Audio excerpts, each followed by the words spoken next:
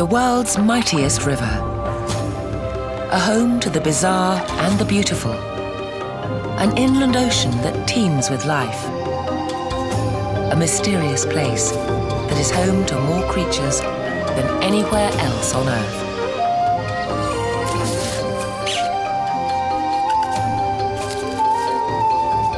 Under this endless canopy, the epic story of life and death continues to unfold with each new discovery. Welcome to Amazonia.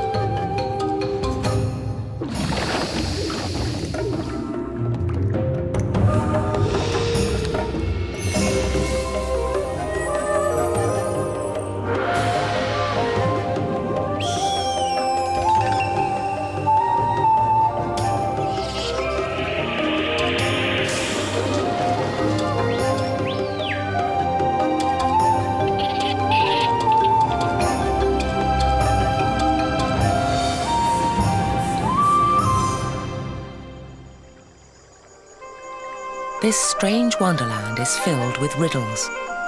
Sea creatures thrive over 1,000 kilometers inland.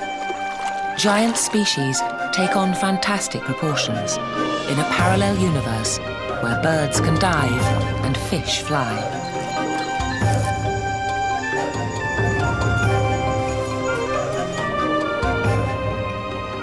Deserts stretch beneath water. Trees wade through rivers. And fruit is harvested by fish. Normal is turned inside out through the looking glass of Amazonia's water worlds.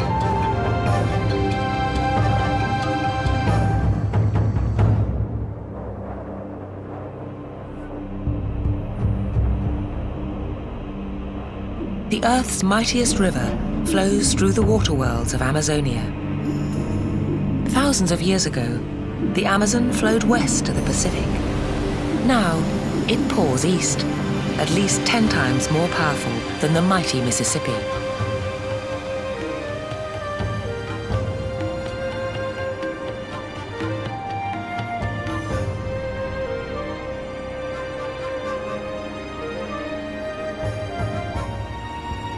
Flowing for 6,000 kilometers, the Amazon forms in northwestern Brazil, where the rivers Negro and Solimões clash. For a full 24 kilometers, their jostling waters refuse to mingle. Over 1,600 kilometers downstream, the Amazon empties a fifth of all the world's available freshwater out through a mouth, over 300 kilometers wide, into the Atlantic.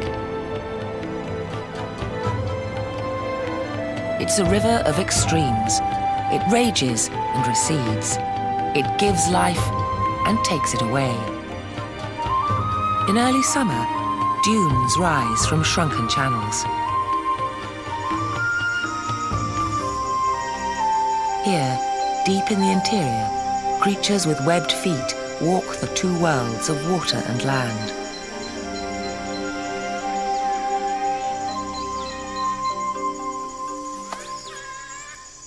Giant otters.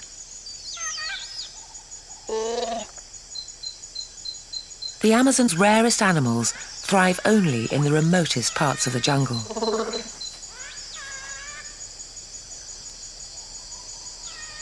At almost 2 meters long, these giants weigh over 3 times more than other river otters and maintain their size by eating up to 4 kilos of food each day.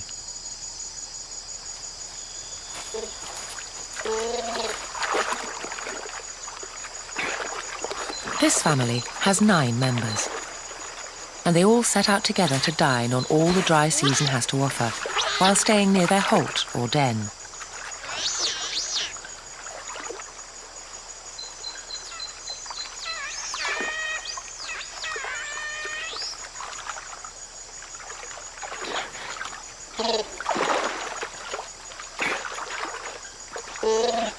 The family pause to survey their hunting grounds.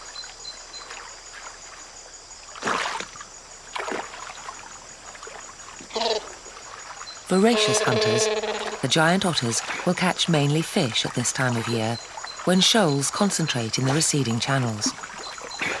Lucky otter cubs born at the start of the dry season will grow up in a time of plenty.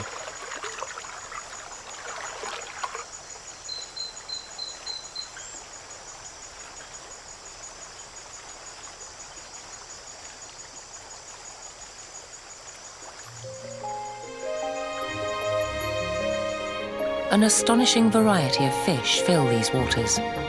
More species live here than anywhere else on Earth.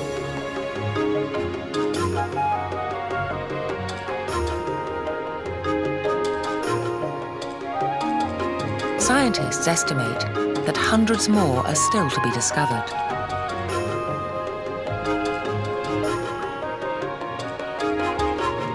Among these fish are surprising throwbacks to millions of years ago when the river ran west into the Pacific. As the rising Andes blocked its path, lakes formed. Seagoing fish were trapped, and some adapted to life in fresh water. Like this stingray. Some of its nearest relatives still live on the other side of the mountains in the salt waters of the Pacific. The overcrowded waters of the dry season bring rich rewards for predators of all kinds, but in the clear backwaters, the giant otters reign supreme and have only a few natural predators.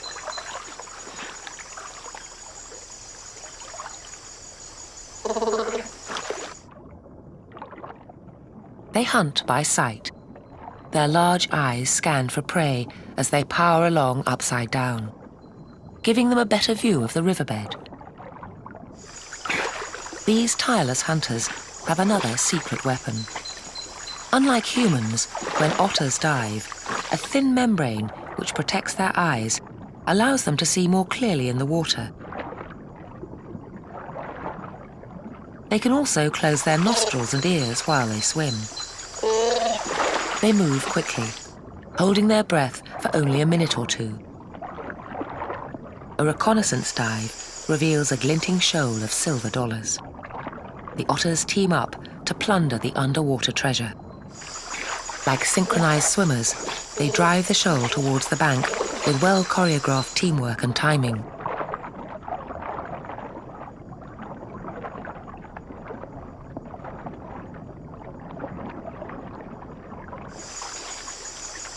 These water wolves hunt as a pack. Panicking the fish, the otters herd them into shallower water.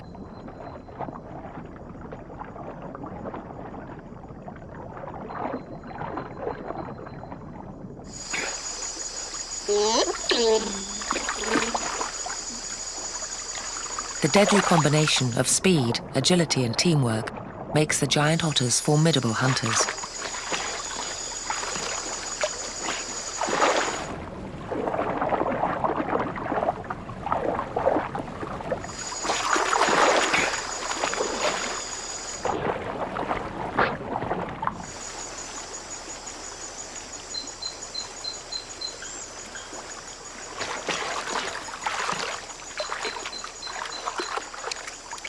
Like specialized work gloves, their webbed paws and powerful claws help them snare giant prey.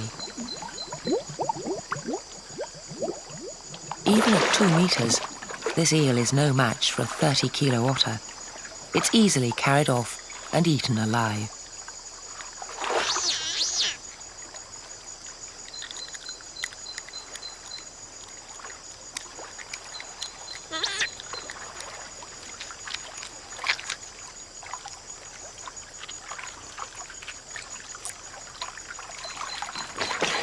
Although the family hunts as a pack, each member catches its own prey, unless it can beg or steal it from someone else. Fully grown animals seldom give up their food, but sometimes they'll share it with the youngsters, but only after they've had their fill.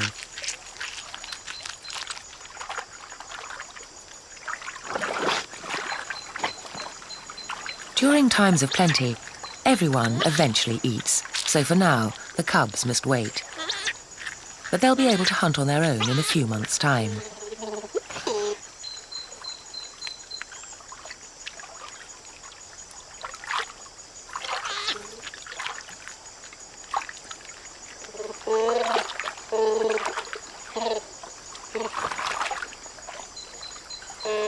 With their stomachs full, they adjourn to their favourite spot to rest and socialise.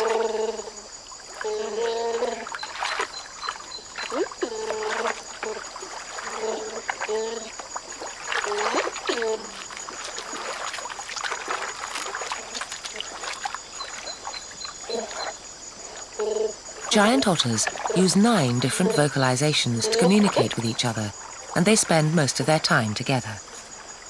So far, the parents have been doing all the hard work. After the morning's hunting, they're ready for a little relaxation. The mother gently asserts her right to her favourite place. Size does matter on this Sunday. For the otters, it doesn't seem to get any better than this. Time to sunbathe and plenty to eat.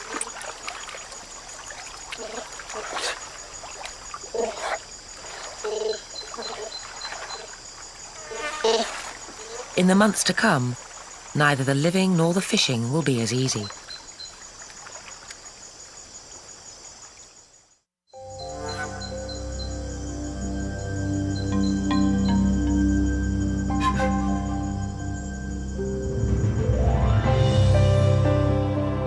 As the dry weather continues, water levels fall by up to 75%.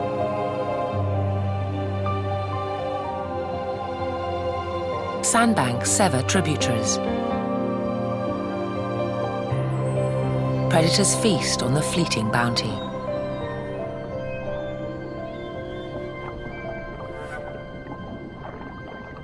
For hunters like this toucanare, the dry season means easy catches. The shoals can swim, but they cannot hide.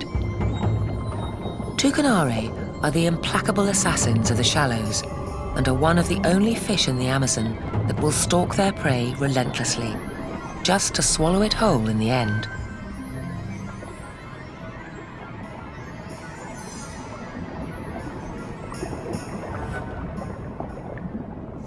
It's not just the fish that take advantage of the easy targets.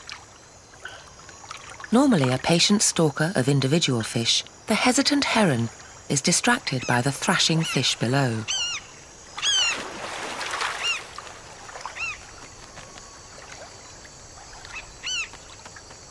Panic-stricken fish churn the water into a boil as they flee from the relentless toucanare.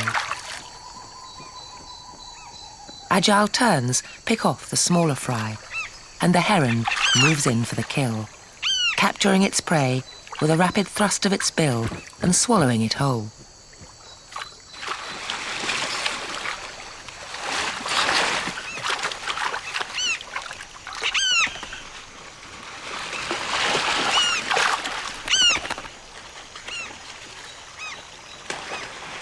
With so much to choose from, the muddled heron is overwhelmed.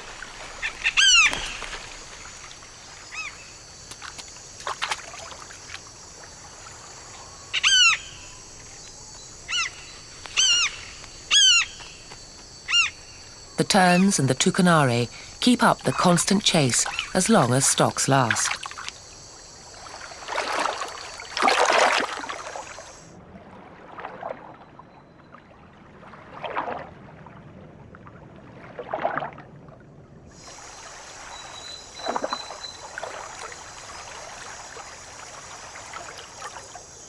There are almost as many different ways of hunting as there are hunters.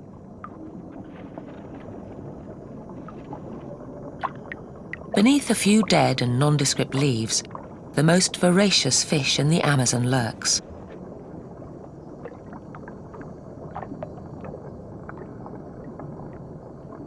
The technique is simple. It hasn't varied for millions of years.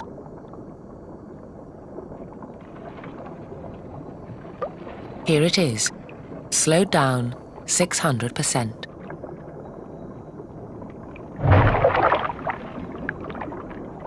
A lightning strike. Blink and you'll miss it. But the red-bellied piranhas are not always in the mood for fish. In lazier moments, they may feast on insects, snails, or plants.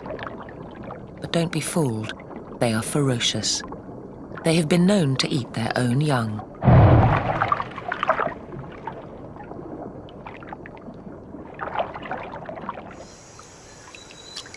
The heron hunts alone.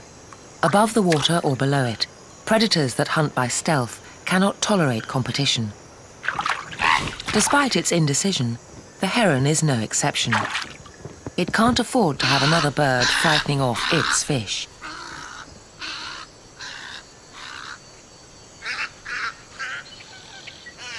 But conflicts between predators is always dangerous, and the results lethal. But one creature's misfortune is another's opportunity. Piranhas, the Amazon's most feared fish. Though most are harmless vegetarians, the red-bellied variety have earned their fierce reputation. These piranha don't even bother to kill their prey first. They just tear into it while it's still alive with their razor-sharp teeth, shredding flesh, feathers, fins, and scales from bone in just seconds.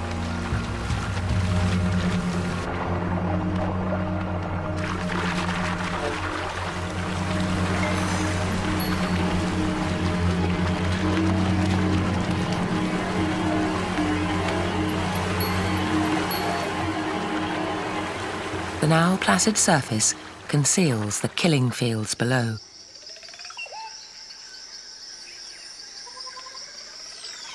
Nowhere else on Earth have so many different species evolved to prey on one another.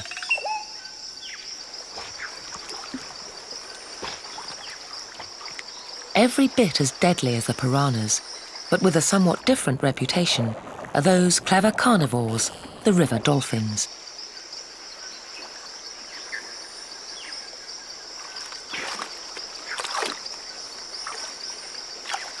Indigenous people believe that river dolphins have magical powers and can take on a human form so they can seduce women who live on the banks of the Amazon. These tucuxi, or grey dolphins, live in groups of up to 9 individuals. They are highly intelligent, gregarious, and superb hunters. The ebb and flow of the floodwaters determines the tucuxi's movements. When the waters rise, they enter the lakes and leave as the waters start to retreat to avoid being stranded.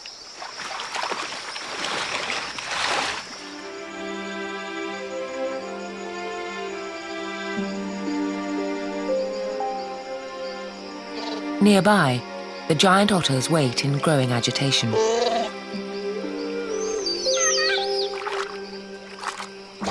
One of the otters is missing. An alligator, a big cat, or an anaconda may have ambushed a cub.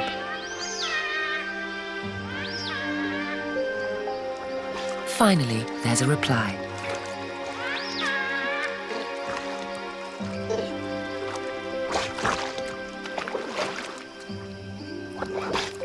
The careless youngster was busy feeding. The relieved otters reunite and eat together.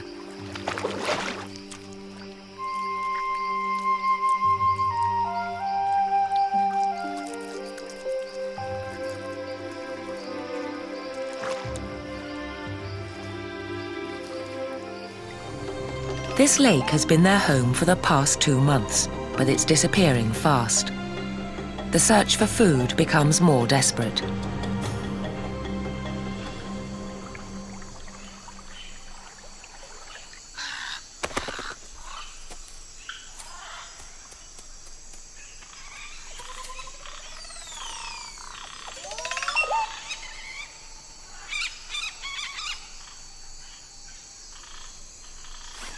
The pygmy kingfishers still find small fry to eat, but the full-size fish have disappeared. The once plentiful waters are now barren.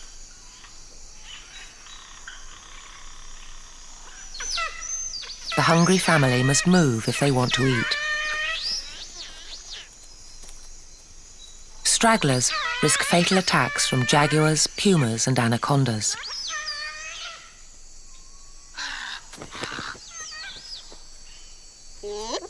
Even back in the water, they're still not entirely safe.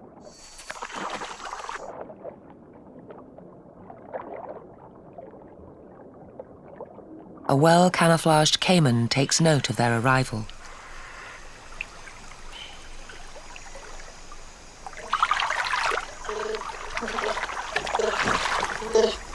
This new lake provides fresh opportunities for the hungry family.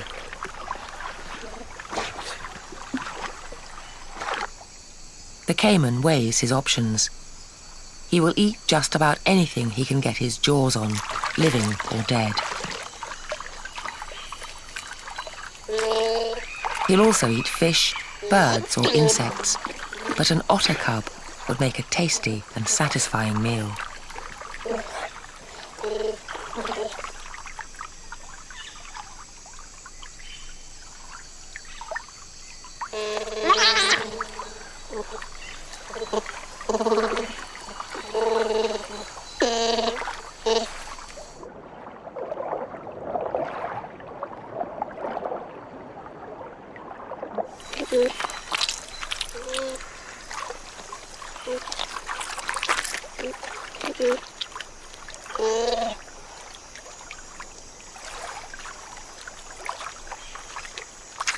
The new hunting grounds soon pay dividends, and the otters eat and play carelessly. The otter's latest catch consumes their attention. Their shouts and calls drown out the sounds of the approaching caiman.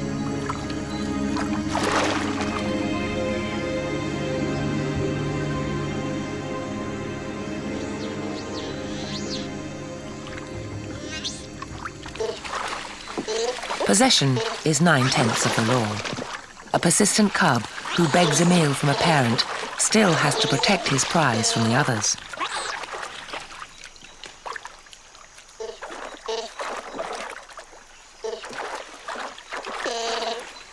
But fending off brothers and sisters leaves the youngster blind to the danger that threatens his life.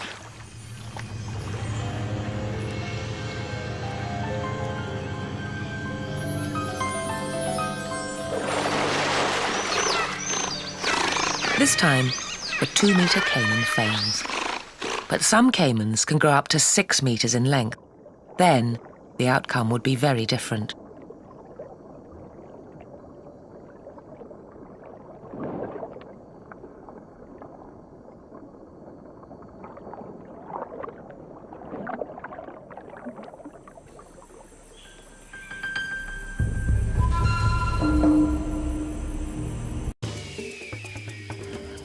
This show was created for you and your family to watch together.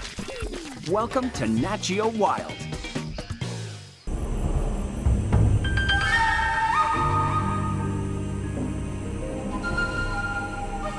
The dry land drives back the water to its summer quarters. High noon in the Amazon, heat and humidity fill the air.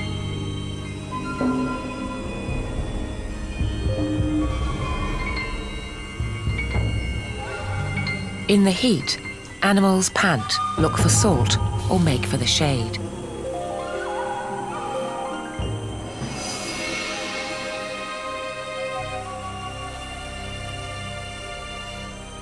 A few weeks ago, the otter's favorite riverside platform of logs was awash. Now it's bone dry.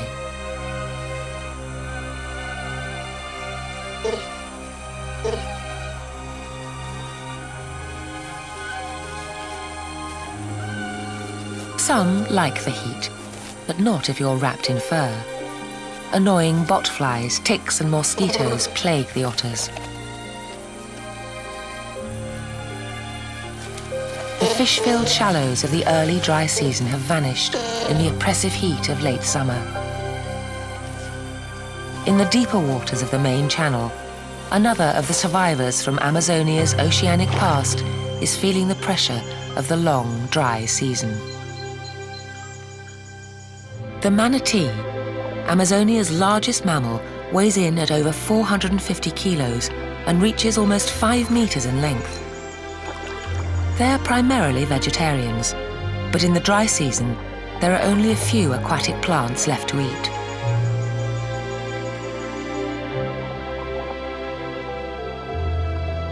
By shutting down all but the essential body functions, they can fast for weeks at a time during the dry season.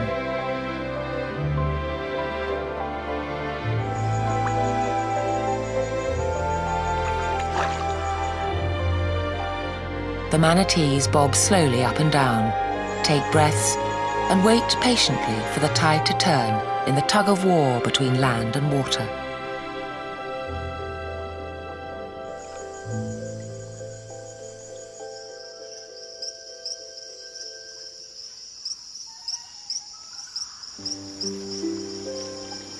The manatees are trapped in the last deep channels with the Boto dolphins, a larger cousin of the Tucuxi.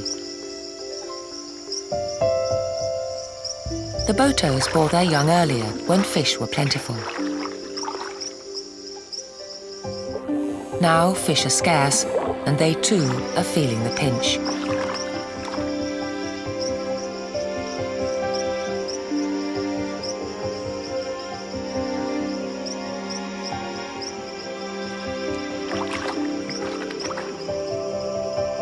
Like all mammals, dolphins suckle their young. So the mother and her calf navigate the waters side by side so the calf can feed easily. It will stay with its mother until its first birthday.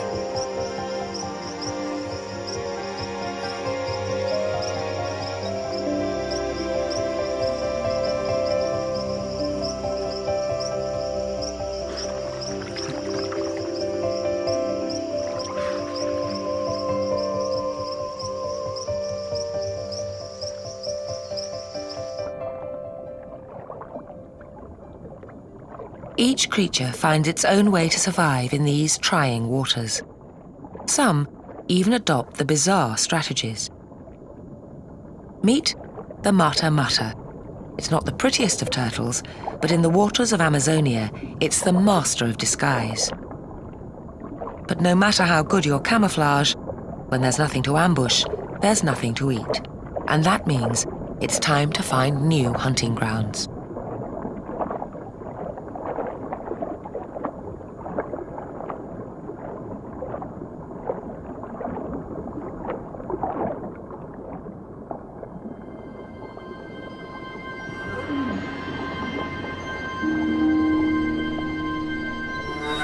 The killer tucanare have new business to attend to.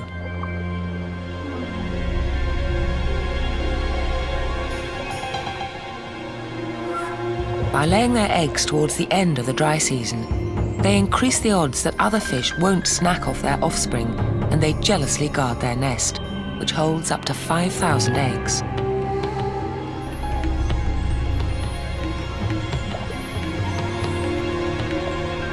Their touching display of parental concern will be short-lived. The fry are just as likely to be eaten by their parents as by anything else. Tucanare are cannibals, and only 1% of their offspring will survive into adulthood. The chocolate cichlid, in contrast, seems to take a longer-term view and shepherds its tiny hatchlings to protect them from the many dangers of these risk-filled waters.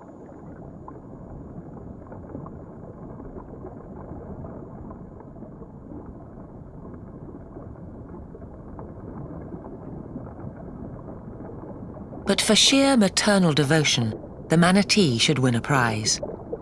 During the female's long fast, she continues to feed her calf from breasts located beneath each flipper.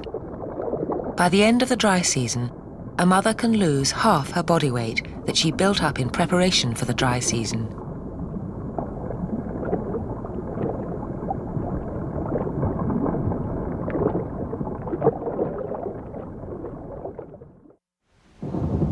The manatee's long wait is almost over.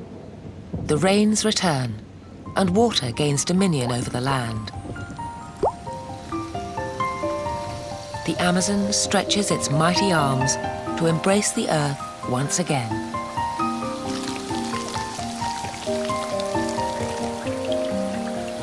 Tripling in size and covering over 350,000 square kilometers. For the otters, the rising streams replenish the depleted fishing grounds. The kingfishers have full-sized fish again.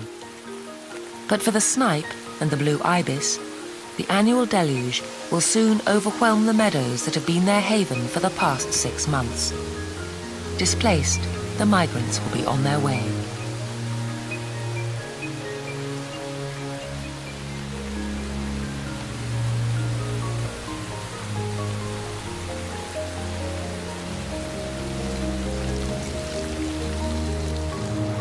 Over 3,000 kilometers to the west in the Andes, the seasonal snowmelt creates a force 12 times more powerful than the Mississippi. At the other end of the Amazon, 220,000 cubic meters of water rush into the ocean every second, and the river becomes so wide that ocean-going ships can navigate inland up to 2/3 the entire length of the river.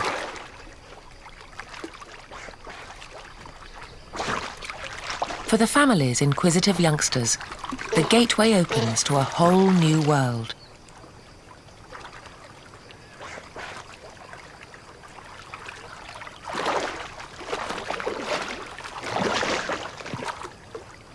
Many of their dry season holts have been submerged, and now it's time to find a new home.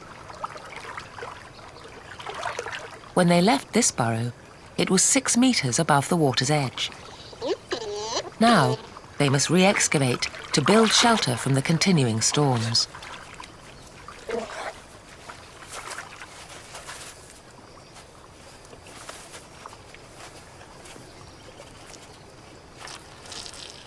To announce they have a new residence, they scent mark their territory with scent glands at the base of their tails and rub in the smell with their feet.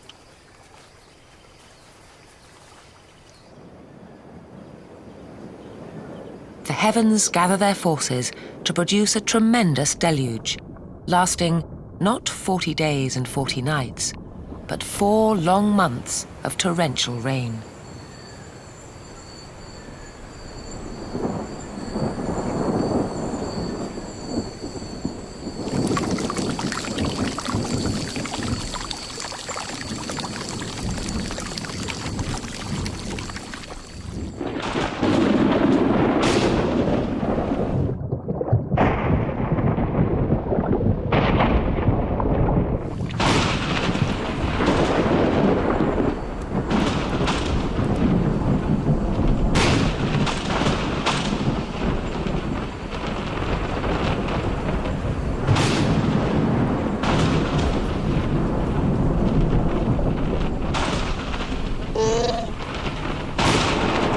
Even when the rains abate, the water levels rise unceasingly.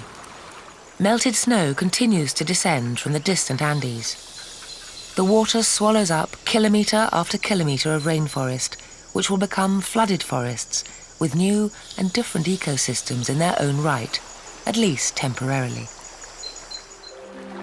As the waters advance throughout the forest, depths grow to over 15 metres. Flooding rejuvenates the soil by depositing precious alluvial silts. No habitat is untouched. Some are destroyed, others are reborn. All are transformed.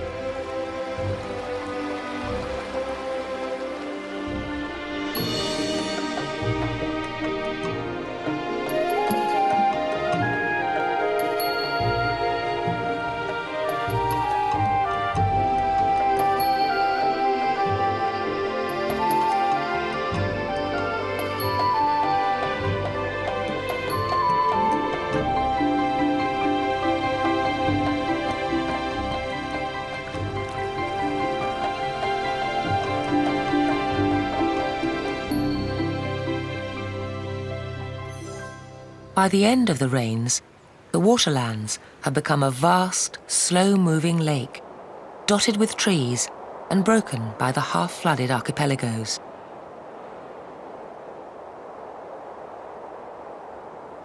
Though only a fraction of Amazonia, these flooded forests, or igapos, harbour an incredible diversity of aquatic life.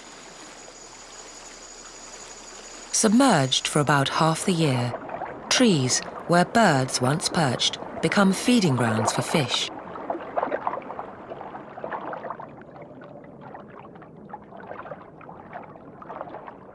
The treacherous haunts of the jaguar now offer safe passage to creatures of another stripe. The tables have turned. The hunted now evade the hunters.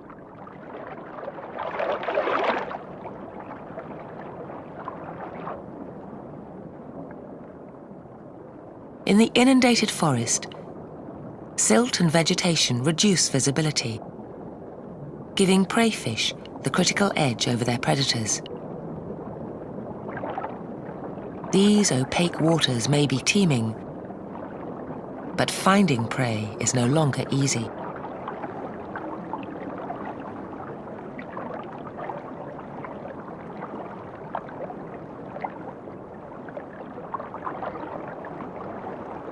Neon tetras forage in the canopy.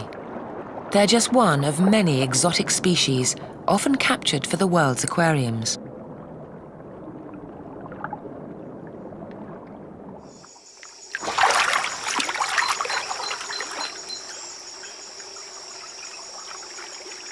The giant otters follow shoals of fish into a maze of trunks. Among these disorienting barricades, the otter family could easily become separated. But their calls keep them in touch. Now, more than ever, cooperation within the family is the key to survival.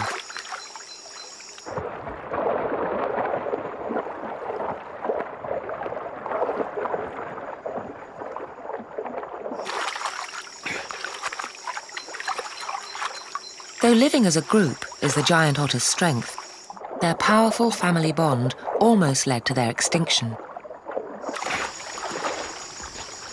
In the past, if a hunter found one, he found the whole family. So these are now some of Amazonia's rarest mammals.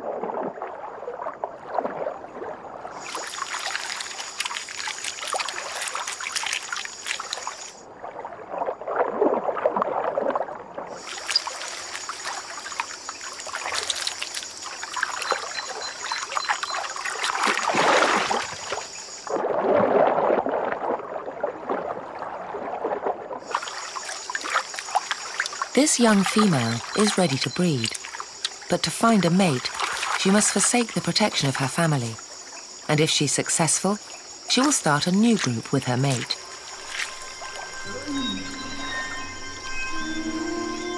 Only the stealthiest of caiman could take a whole family by surprise.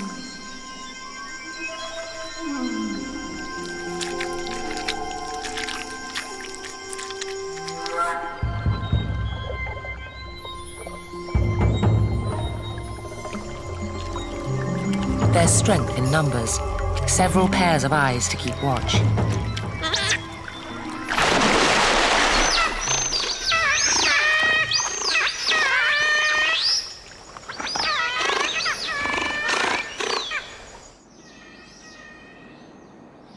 The floods engulf the forest for up to 10 kilometers from the main channels.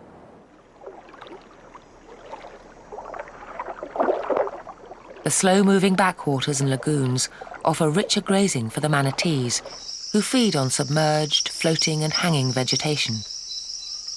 How these easygoing creatures find their way through the liquid labyrinth remains something of a mystery.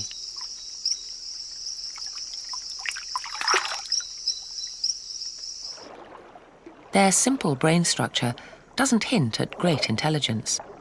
Their eyes are poorly developed, but they can hear and taste fairly well.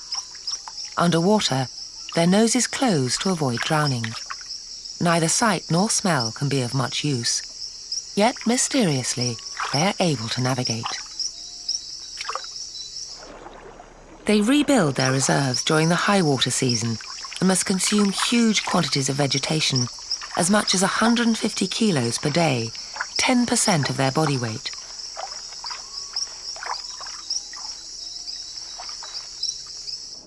There's little time for anything other than eating.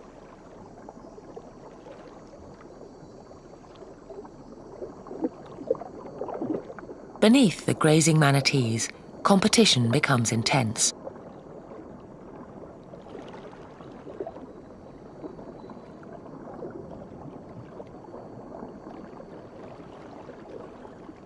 Ever greater numbers of fish move in to claim the riches of the newly flooded forest.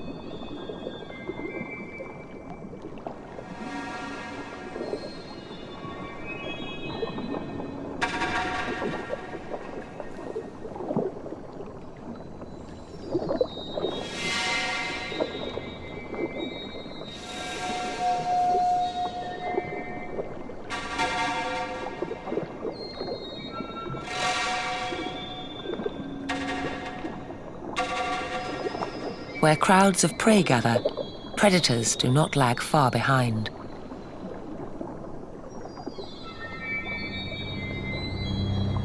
The mutta-mutta now has a better chance to practice its powers of deception. By suddenly opening its mouth, it creates a powerful vacuum to suck in innocent passers-by.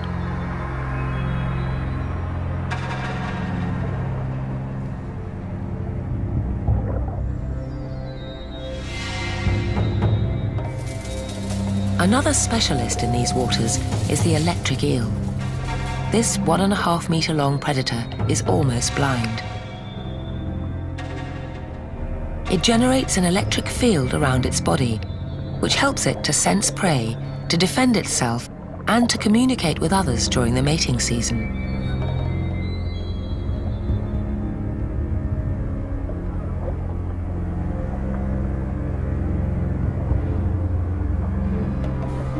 Once it locates its prey, the eel stuns it with a shock 5 times the voltage of an ordinary household socket.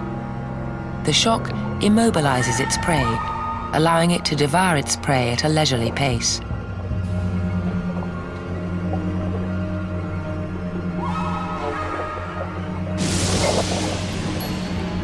Electric eels lack maxillity, so they would have a difficult time holding onto their prey if it thrashed about in their mouths.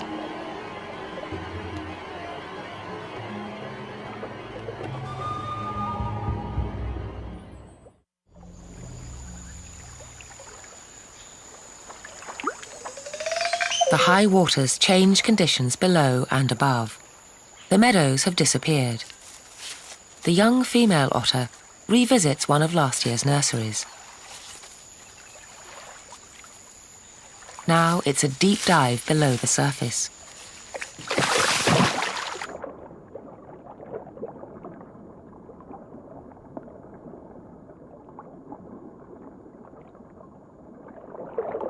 Her biological clock is ticking. If she is to have cubs, she must abandon her family to start one of her own. She's poised between the benefits of breeding and the dangers of life on her own. She will risk attacks by anacondas, caimans, pumas or jaguars just so she can find a mate.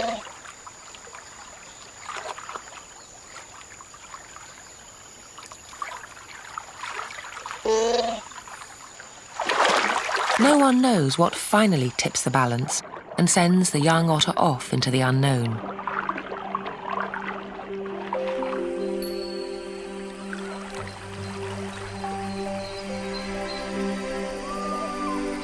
Above the waterline, the earth sows the seeds of regeneration.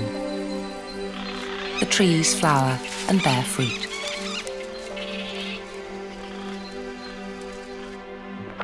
Most tropical species rely on birds or mammals to spread their successors. Here in the flooded forest, the trees ally themselves with a motley force.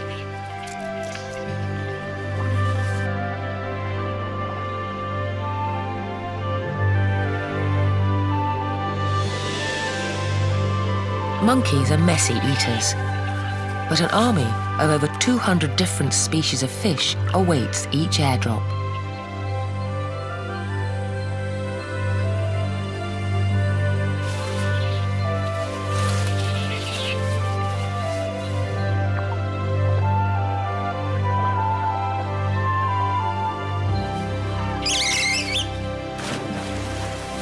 They digest the fleshy parts of the fruit, but the seeds pass through their gut unharmed. When they emerge at the other end, the fish may be kilometers away from the parent trees. Both benefit from the alliance. The fish feed, and the trees disperse their seeds more widely.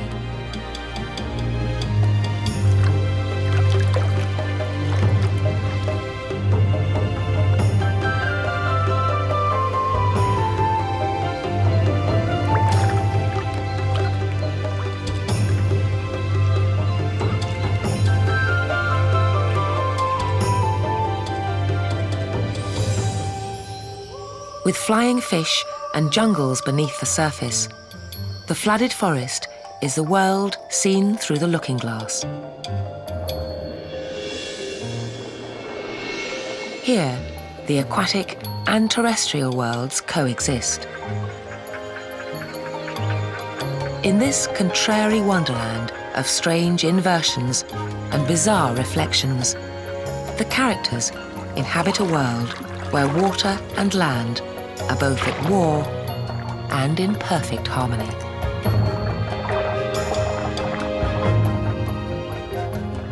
A wonderland called Amazonia.